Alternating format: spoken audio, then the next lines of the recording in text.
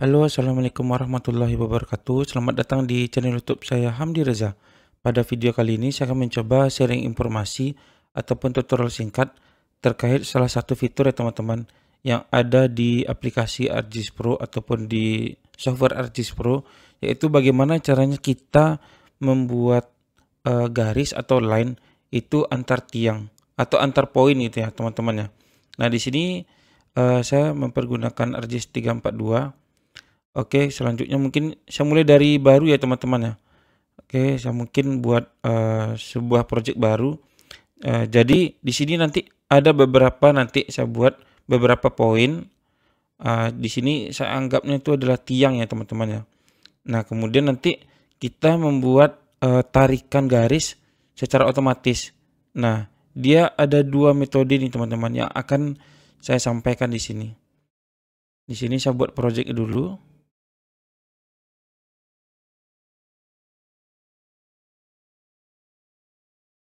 Belajar ArcGIS.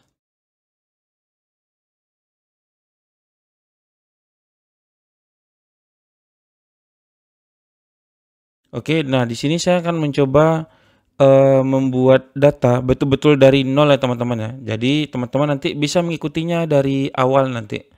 Nah di sini nanti saya akan membuat dua layar yang berbeda ya. Misalkan ya teman-teman ya. Di sini kita tunggu prosesnya. Nah nanti misalkan saya mempunyai layar tiang, kemudian layar rumah misalkan ya kan. Kemudian si rumah tadi itu dia ditarik kabel dari tiang misalnya. Ini hanya contoh ya teman-teman ya. Oke. Mungkin saya ingin menggantinya menjadi base map imagery. Ini hanya contoh ya teman-teman ya. Jadi teman-teman nanti bisa mempergunakan data yang ada gitu. Oke, misalkan saya ada layar tiang, mungkin teman-teman bisa memanggil datanya itu dari Excel atau dari data shape file, GDB yang lain gitu. Di sini saya membuat data baru nih. Di sini saya buat new fitur kelas. Oke, misalkan di sini tiang gitu ya. Oke, tiang karena di sini koordinat jadi saya pakai poin. Oke, misalkan finish saja mungkin ya.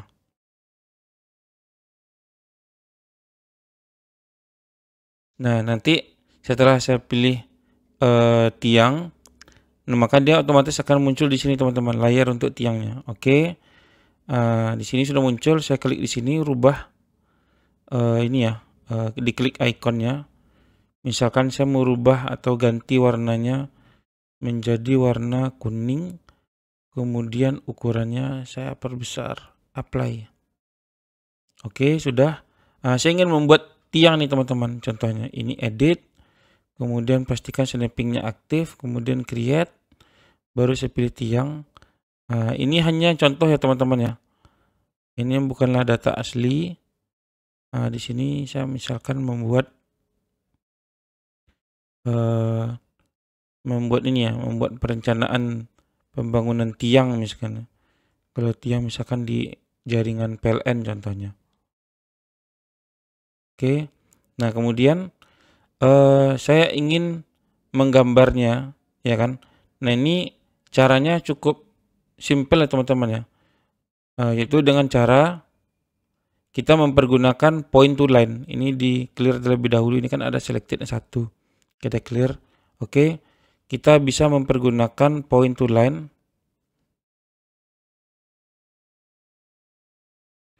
Jadi kita data point ini atau mungkin ini tiang ya. Nah, kita ingin melakukan penggambaran itu secara kolektif mungkin ya kan. Nah, itu dia bisa berdasarkan atribut atau data tertentu. Nah, di sini kebetulan saya tidak mengisi atributnya teman-teman ya. Langsung aja mungkin saya proses. Jadi tiang ini oke. Saya klik di sini seret dipilih atau pilih di sini juga bisa. Nanti outputnya itu adalah tiang point to line.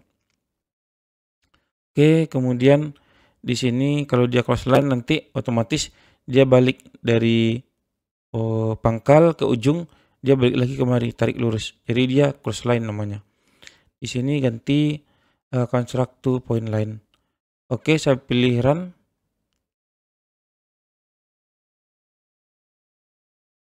Oke, ini sudah jadi. Saya pilih misalkan dia warnanya menjadi warna merah contohnya teman-teman. Oke, kemudian saya pertebal. Oke, sudah muncul dia. Nah, ini kita nggak perlu ya teman-teman ya menggambar secara manual. Misalkan manual ditarik garis dari titik satu ke titik lainnya, kemudian titik kedua ya, lanjut ke tiga, keempat, dan seterusnya. Nah, kita juga bisa melakukan penggambaran, tapi dalam case khusus ya teman-teman ya. Misalkan seperti ini, edit create ya. Nah, bagaimana sih kalau dia datanya itu, tiangnya itu berupa percabangan gitu.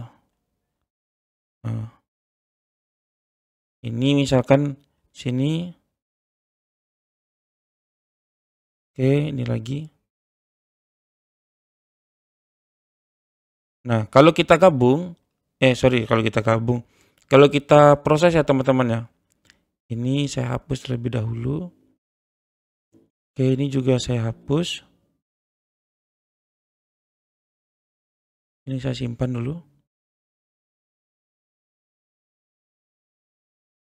Oke, nah kalau langsung saya proses, maka datanya akan jadi berantakan teman-teman karena dia berupa satu garis. Contoh ya, ini point to line. Saya pilih tiangnya, seret.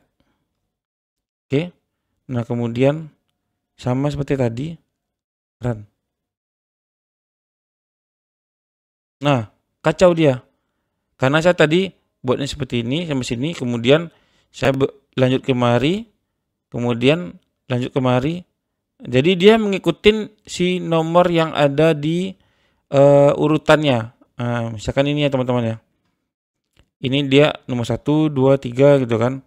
Nah, jadi dia setelah nomor 1, 2, 3, 4, 5, 6, 7, 8, 9, 10, 11. Nah, nomor 12-nya kemari. 13, 14, 15, nomor 16-nya dia kemari ke bawah gitu.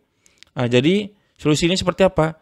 Solusinya adalah kita harus mengisikan atributnya sesuai dengan spesifikasi yang kita butuhkan teman-teman. Nah, caranya seperti apa?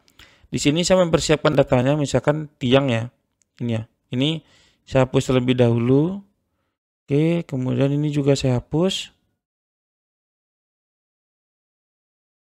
Oke. Nah, kemudian saya akan membuat kalau kita lihat datanya ya, diklik kanan atribut tabel. Ini datanya masih kosong, cuma jenis shape-nya aja. Oke, kemudian saya pilih di klik kanan ya teman-teman ya, data design, kemudian field. Nah, misalkan ini keterangan ya. Oke, ini misalkan teks ya. Oke teman-teman ya. Nah, setelah itu saya akan blok terlebih dahulu teman-teman. Nah, ini saya blok. Misalkan ini jalur A contohnya. Diklik kanan, atribut tabel. Yang dipilih itu adalah 10 tiang ya, dari 10 data atau 10 poin dari 30 poin gitu. Oke, dipilih ini yang semua data, dalam artian yang biru terselect, yang putih itu tidak diselect, yang selain ini yang putih ya. Saya pilih di selectnya aja, yang khusus yang posisi selectednya aja, diklik kanan, kemudian calculate field untuk mengisi datanya secara kolektif. Oke, kemudian dikasih kutip satu sekali, misalkan jalur A. Kutip satu lagi. Oke, kemudian klik OK. Nah, jalur A sudah terisi. Kemudian di close saja ya. Nah, kemudian di sini saya pilih misalkan ini jalur panjang ini adalah jalur B teman-teman ya.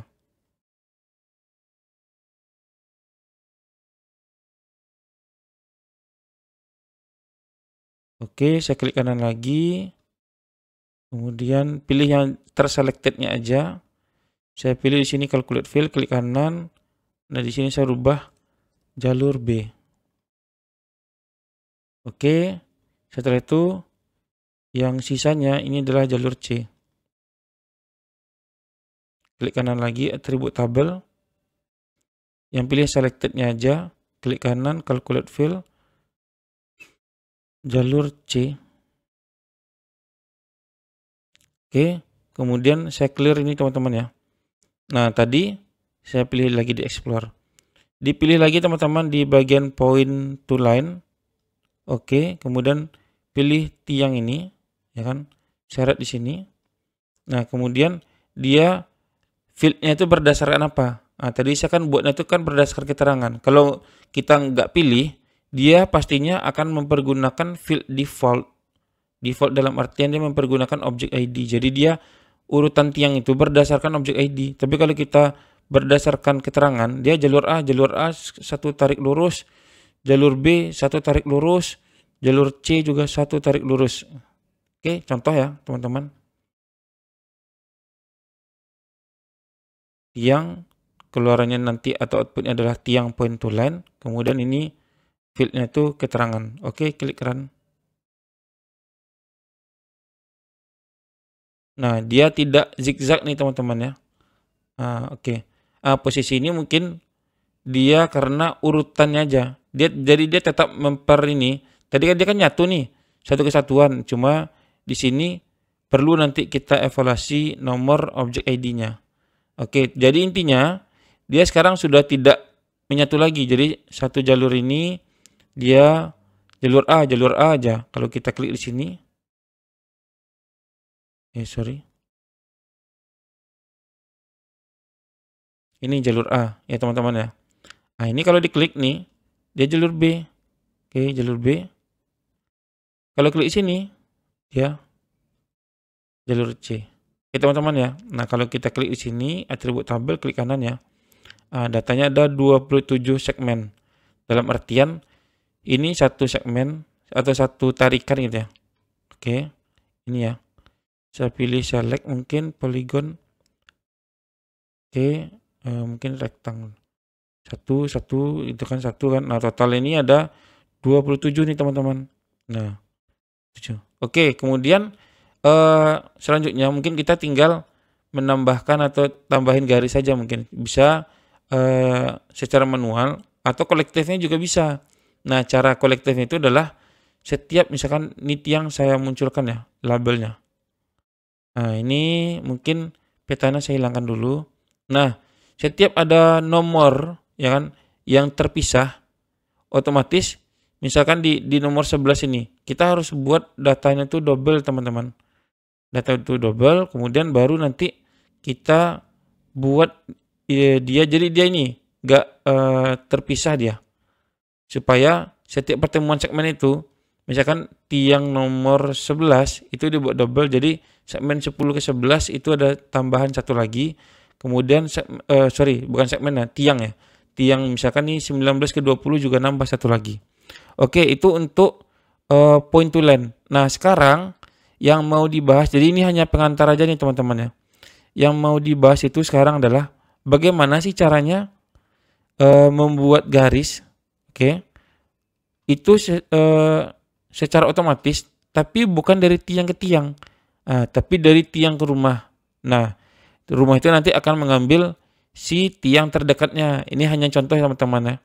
Ini saya buat layar baru.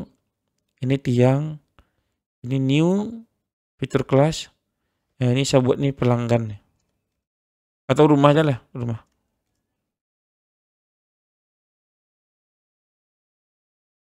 Oke, rumah masih berupa poin ya teman-teman ya, koordinat. Finish. Nah, kemudian kita ingin membuat misalkan ya, bukan membuat rumah ya, tapi membuat titik koordinat rumah misal. Nah, ini rumah ini misalkan saya buat dia warnanya itu agak beda. Mungkin biar mencolok, mungkin warna merah. Kemudian size-nya 5. Oke, create. Saya buat rumah. Ini misalkan rumah ya teman-teman ya.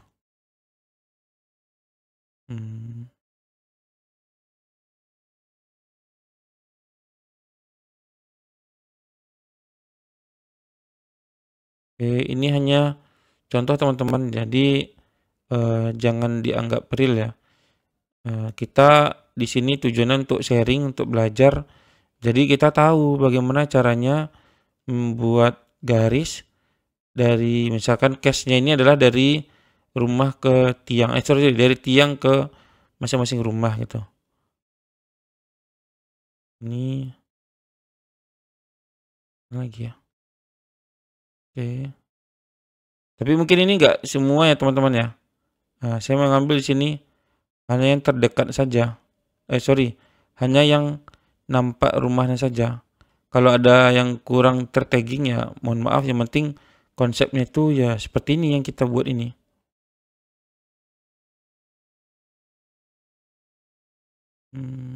Mana lagi ya?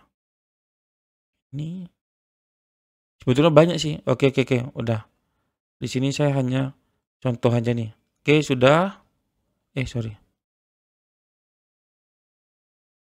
Nah, langkah pertama, kita kan bingung nih, bagaimana sih rumahnya kan nggak mungkin kan kita tarik manual satu-satu ya kan.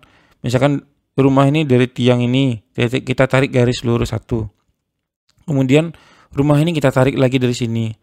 Yang ini kalau dari terdekatnya lebih dekat dari mana ya? Dari tiang satu atau tiang kedua ya?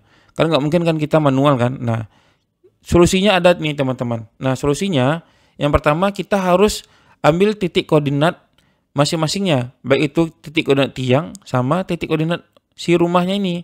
Nah, caranya seperti apa? Ini kan kalau diklik di rumah, diklik kanan ya. Atribut tabel melihat data. Kan datanya masih kosong nih. Cuma jenis datanya apa? Poin. Datanya ada jumlah 100 ya kan. Ya udah itu aja, nggak ada koordinat X atau koordinat Y, longitude atau latitude-nya nggak ada kan. Nah, caranya adalah diklik kanan di layarnya, kemudian data design, field. Nah, kemudian bisa teman-teman isikan misalkan koordinatnya ya, X1 ya kan, kemudian Y1 contohnya nih. Ini untuk mengambil koordinat teman-teman, mau mengambil koordinat, ngukur panjang, ngukur luas, itu semua formatnya double ya teman-teman ya. Oke, simpan. Nah, close di sini. Yang rumahnya kemudian atribut tabel, pastikan selected-nya itu 0 ya teman-teman ya. Tujuannya apa? Agar semua data itu diproses. Jadi kalau selected-nya 1, udah yang akan diambil koordinat cuma satu ini aja. Jadi kita clearkan terlebih dahulu. Kita pastikan selected-nya itu 0. Klik kanan di judulnya. Di judul ya teman-teman ya. Oke. Maaf kalau agak cepat, tinggal diputar aja, dimundurin videonya. Calculate geometry. Oke, kemudian diatur kolom yang mau diambil koordinat itu adalah X1 dan Y1. Disamakan X sama X dan Y juga dengan Y. Nah, koordinatnya itu adalah format, kalau saya ambilnya di desimal. Nah, kemudian untuk formatnya ini saya ambilnya di WGS 19/4 atau di bagian geografik paling bawah Word. Scroll lagi ke bawah, cari WGS 19/4. Kemudian klik OK. Tunggu prosesnya sampai selesai, klik OK lagi. Ini data koordinatnya. Oke, saya pilih di sini. Nah, sudah dapat koordinat si pelanggan atau si rumah ya teman-teman ya. Oke, lanjut ke tiang dengan cara yang sama. Data design field. Tadi X1, Y1 saya mempergunakan di sini X2. Di sini juga Y2. Sama-sama double teman-teman. Oke. Kemudian save. Close. Kemudian koordinat tiangnya saya ambil atribut tabel. S2 Y2-nya calculate geometry. Atur X sama X, Y sama Y. Oke. Ini juga X. Ini juga Y. Ganti koordinatnya itu format desimal. Kemudian di sini saya pakainya itu adalah di WGS 19/4 geografik, scroll paling bawah Word, kemudian ke bawah lagi WGS 19/4. Klik OK, tunggu prosesnya, kemudian OK, udah dapat koordinatnya, sudah dapat koordinatnya si X2 dan Y2. Nah, jadi kita ini sudah ada nih teman-teman koordinat pelanggan dan koordinat si tiang nih cerita ini. Nah, kemudian gimana caranya kita mau membuat garisnya secara otomatis tanpa manual ya pasti teman-teman ya. Nah, pertama kita harus lakukan join field terlebih dahulu teman-teman. Nah, cara join field ini, add spatial join ya, maaf ya teman-teman ya. Jadi artinya kita harus mengetahui si rumah ini dia dekatnya dengan tiang mana gitu.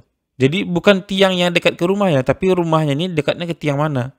Nah, itu ya. Jadi kita mau melakukan analisa spasial. Jadi titik koordinat si tiang, ya kan, titik koordinat tiang ya, mau tiang 1, tiang 2 dan seterusnya, titik koordinat yang kuning itu akan kita masukkan ke dalam identitasnya si pelanggan atau si rumah yang warna merah. Nah, caranya seperti apa? Diklik kanan di rumah atau layar rumah ini, kemudian pilih di join and relates, kemudian add spatial join. Oke, sudah tuh rumah kita mau menganalisa yang layar yang lain itu apa? Itu tiang gitu. Jadi rumah terhadap tiang itu apa? Kita pilih yang closest atau yang terdekat. Nah, jadi kalau closest ini saya tidak menjelaskan secara semuanya teman-teman ya. Yang pasti nanti rumah yang terdekat itu dia dari tiang itu tiang apa gitu, itu maksudnya ya. Nah, kemudian kolom si tiang atau fieldnya tiang ini, identitas si tiang ini, apa aja sih yang akan kita tumpahkan atau kita masukkan ke layarnya si rumah, yaitu kolomnya itu adalah kolom X2 dan Y2. Mungkin kalau kolom keterangan ini nggak usah lah ya, nggak usah kita masukkan. Oke, kemudian kita klik meter ini, bisa misalkan kalau kita mau ya, yang kita atur itu hanya pelanggan dengan jarak misalkan maksimal 50 meter dari tiang. Sisanya itu dia tidak akan terhitung atau tidak akan didata, tidak akan diproses. Bisa, nggak apa-apa. Ini tapi di sini saya nggak ngambil seperti itu. Saya tetap ngambilnya itu yang terdekat aja, tapi tidak ada batasan meternya gitu. Maksimum meternya berapa gitu. Oke, itu kita tidak pakai itu ya. Oke, kemudian saya klik OK. Oke, tadi kita mengetahui, udah selesai teman-teman ya. Tadi kita sudah mengetahui bahwa di tiang itu ada koordinatnya X2 dan Y2. Oke, di rumah tadi X1 dan Y1. Maka dia akan menambahkan kolom baru di atribut tabel lebih tepat teman-teman. Nah, oke. Ini cara bacanya seperti apa? Ini rumah pelanggan 1, ya kan? Itu kalau diklik itu yang ini poinnya. Oke, warnanya berubah. Itu dia koordinat pelanggan ini, dia dekat dengan tiang yang objek ID-nya 1, gitu kan? Berarti objek satu tiang ini. Nah, kemudian koordinat tiangnya ini. Itu ya teman-teman ya. Oke, lanjut. Itu cara bacanya. Begitu seterusnya. Oke, kemudian saya ingin memproses, membuat garisnya secara otomatis. Tapi berbeda cara seperti yang tadi. Kalau yang tadi kita pakainya itu adalah join field. Bukan join field ya. Apa tuh namanya tuh? Point to line. Nah, tapi di sini beda. Nah, di sini teman-teman mempergunakan namanya XY to line. Oke ya teman-teman ya, XY to line. Nah, jadi XY ini adalah koordinat kita buat garis. Jadi kita harus mempunyai dua titik koordinat, di mana koordinat asli atau awal itu adalah si rumah, dan satu koordinat lagi itu adalah si tiang. Makanya tadi kita lakukan proses spatial join atau add spatial join. Oke, langsung saja XY to line. Kemudian saya ambil data itu adalah di rumah, layar rumah ini. Nanti dia akan buat layar baru namanya rumah XY to line, ya kan? Kemudian star, titik star dari mana? Koordinat rumahnya itu dari mana? Yaitu di X1, ini X ya, dan Y1. Kemudian ini titik awal, titik akhirnya di mana? Di titik tiang, yaitu di X2 dan Y2. Oke, ini biarin aja teman-teman untuk geodesic. Kemudian ID-nya nggak perlu diisi. Oke, di sini teman-teman bisa ganti, kalau saya mungkin mempergunakan ini ya, WGS 1984.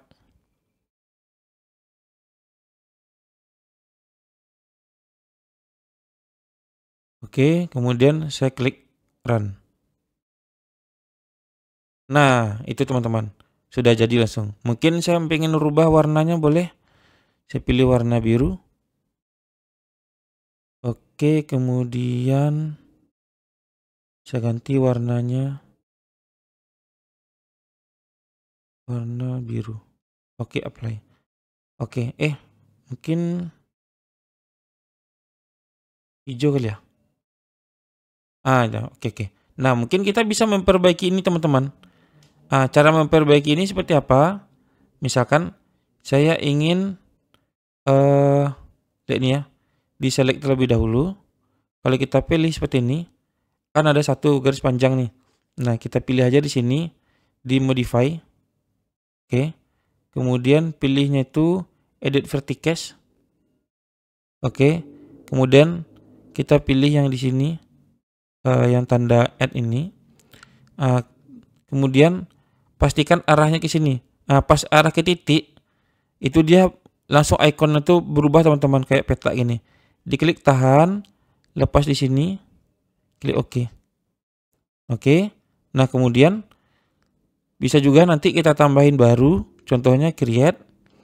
Ini tiang point tool line ya. Oke. Pastikan snappingnya aktif. Kemudian klik di sini dari tiang. Kemudian double klik di sini. Begitupun di simpang tadi. Klik di sini, double klik di sini. Oke. Sudah tuh clear ya teman-teman ya. Oke. Nah, ini sudah selesai nih. Untuk penggambaran. Jadi itu tadi teman-teman, yang warna kuning ini adalah point to line, sedangkan yang warna hijau ini adalah XY to line. Jadi dia mempunyai fungsi yang berbeda-beda teman-teman, sesuai dengan yang kita inginkan gitu. Jadi tujuan itu mempunyai tujuan yang berbeda. Karena kalau di sini tadi kita buatnya dari tiang ya. Kalau kita proses yang si rumah ini, misalkan ya, saya buat tadi ya. Ini saya ulangi lagi teman-teman ya. Ini misalkan nih, kalau saya buat di sini point to line. Oke, point to line. Tapi saya misalkan rumah ini saya hilangkan. Saya ambil yang layar rumah ini, ya kan? Tapi saya tidak memakai pendekatan si edge spatial join, kemudian XY to line tadi. Saya langsung aja point to line, maka datanya akan kacau teman-teman. Ini ya, langsung ya. Jebres. Nah, gitu. Kacau dia. Jadi dia bakal ngikutin titik-titik rumah sesuai dengan urutan yang saya tandain tadi. Karena kita tidak memilih atributnya, dia jadi satu kesatuan ya. Jadi satu garis lurus. Oke, saya tandai ya. Nah itu. Kan jelek jadinya kan. Nah, sedangkan kita tidak mau membuat seperti ini gitu. Oke, sampai di sini teman-teman sudah paham ya.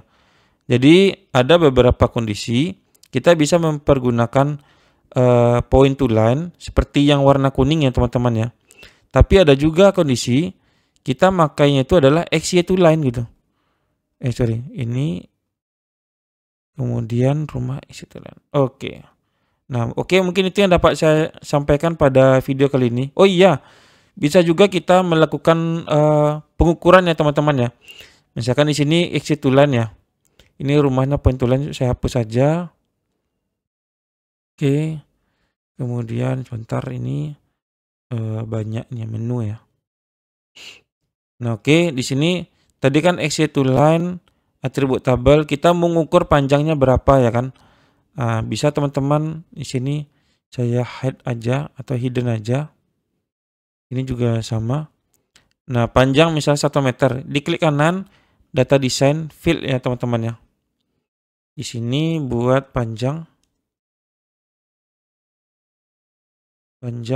underscore meter. Nah, formatnya masih sama, double, karena untuk ngambil koordinat, ngukur panjang, ngukur luas, itu semua mempergunakan format double. Oke, di sini saya simpan, kemudian close, saya klik kanan, atribut tabel, pastikan selectednya itu 0, tujuannya agar semua data diproses.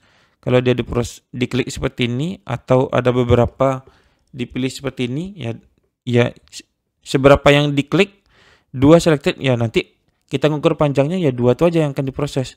Jadi kita clear aja. Klik kanan di judulnya, kemudian calculate geometry. Nah, beda dengan pengambilan koordinat yang X dan Y, kita langsung di length geodesic. Kemudian kita pilih di sini saya karena satuan judulnya itu adalah meter, jadi saya pilih meter, dan untuk koordinat sistemnya saya mempergunakan WGS 1984. Klik OK. Oke, sama. Tunggu prosesnya. Nah, 29,46 meter. Saya ingin menggantinya menjadi 2 digit angka di belakang koma, bisa di close terlebih dahulu. Saya klik kanan di yang panjang SR ini atau kabel ini yang dari rumah ke tiang ini, dari tiang ke rumah ini. Data design field. Nah, yang di double ini yang numerik, klik sekali lagi, udah muncul dia titik 3. Kemudian diklik yang titik 3 ini, ganti dia. Teman-teman mau berapa digit di belakang angkanya di belakang koma gitu. Saya mau 1 digit, udah klik OK. Kemudian save, kemudian close. Di sini nanti kalau klik kanan atribut tabel muncul dia 1 digit di belakang koma. Oke, kita mau menampilkan dia gitu kan. Oke, diklik kanan, kemudian label. Nah, kemudian diklik kanan lagi, labeling properties, apa sih yang mau kita tampilkan gitu kan. Saya hilangkan dulu petanya biar nampak. Ini masih fitur rumah ini, hapus close. Saya pilih scroll di bawah. Oke, ganti di panjang meter kan, double klik baru apply. Nah, di sini oke, masih angkanya masih banyak angkanya, ganti RKD, ganti VBScript, tetap panjang meter, apply. Nah, oke teman-teman ya. Di sini sudah muncul dia terkait panjang meternya. Nah, teman-teman juga bisa nih menambahkan apa ya, semacam satuannya gitu kan. Nah, cara diantaranya diklik kanan di yang kabel tadi, kemudian data design field. Nah, misalkan saya mau satuannya apa gitu. Nah, misalkan nih formatnya teks ya teman-teman ya. Oke, satuannya saya mau meter nih ceritanya nih. Oke, close. Nah, diklik kanan lagi apa ya, atribut tabel. Oke, diklik kanan, pastikan no selected atau semuanya diproses, calculate field ya. Nah, di sini kutip 1 meter. Kemudian kutip 1 lagi. Sudah kutip 2, kutip 1. Oke. Nah, sudah dapat. Kemudian di sini VBScript-nya saya pilih panjang meter dan satuan. Apply. Saya ganti ke RKD, apply. Nah, kalau dia seperti ini, dia kembali ke ini ya, angkanya banyak ya. Jadi cara itu ya mungkin cuma 1 yang bisa ditampilkan, VBScript. Kemudian ini hapus saja. Oh, ini bisa nih. Ya. Oke, jadi VBScript jadi dirubah dulu teman-teman, jadi RKD tadi, kemudian VBScript, pastikan dia panjang dan panjang meter dan satuan. Oke, itu mungkin teman-teman ya yang dapat saya sampaikan pada video kali ini. Kalau tulisannya nanti bisa dikecilkan simbol, kemudian ganti di 10 menjadi 7, apply. Oke. Nah, itu. Oke, mungkin itu yang dapat saya sampaikan teman-teman pada video kali ini. Semoga bermanfaat. Jika ada salah mohon dimaafkan. Silahkan sampaikan teman-teman untuk masukannya. Oh ya, sekali lagi di sini mau rubah, misalkan tulisannya nggak nampak nih ya di labeling properties masih ya. Saya rubah tulisannya menjadi warna putih. Ya tuh. Apalagi ya? Oke, mungkin itu yang dapat saya sampaikan video kali ini teman-teman terkait point to line dan XY to line. Jika ada salah mohon dimaafkan, semoga bermanfaat. Demikian, terima kasih. Silahkan sampaikan kritik dan saran di kolom komentar. Silahkan teman-teman di share channel ini, di subscribe, kemudian like, dan diinfokan ke teman-teman. Semoga dapat memberikan ilmu yang lebih maksimal lagi, yang lebih bermanfaat lagi bagi teman-teman khususnya yang ingin belajar ArcGIS Pro. Oke, demikian terima kasih. Assalamualaikum warahmatullahi wabarakatuh.